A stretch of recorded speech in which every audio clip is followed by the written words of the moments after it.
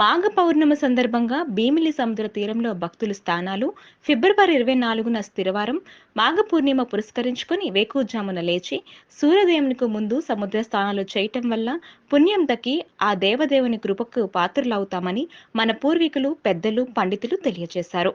అందువలన భక్తులందరూ భగవంతుని ప్రార్థనలు చేసి పుణ్యస్నానాలు చేశారు.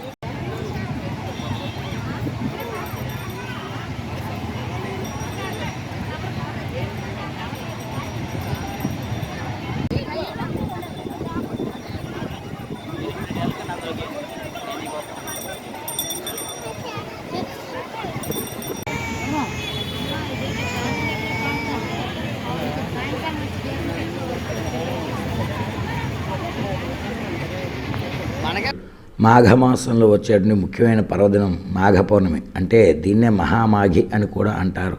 ముఖ్యంగా సముద్ర స్నానాలు చేస్తూ ఉంటారు. పూర్వపరజన్మలందు కూడా ఉన్నటువంటి 10 తరాల జన్మ పాపాలు తొలగించేటువంటి చేసేటువంటి స్నానం సముద్ర స్నానం.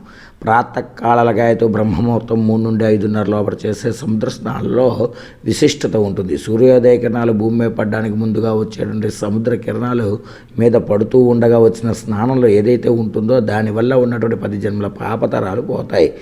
ఈ విధంగా చేసే పౌర్ణమి మనకి కార్తీక పౌర్ణమి నాడు జ్వాలాతోరణాలు ఎలా వదులుతారో మాఘ పౌర్ణమి నాడు మాఘమాసంలో వచ్చే మాఘ పౌర్ణమి నాడు కూడా విశేషమైనటువంటి సముద్ర స్నానాన్ని ప్రాముఖ్యత ఇస్తూ స్నాన జల సన్నిధస్యేన సర్వపాప జన్మ ప్రభృతి దోష నివారణ అన్నారు.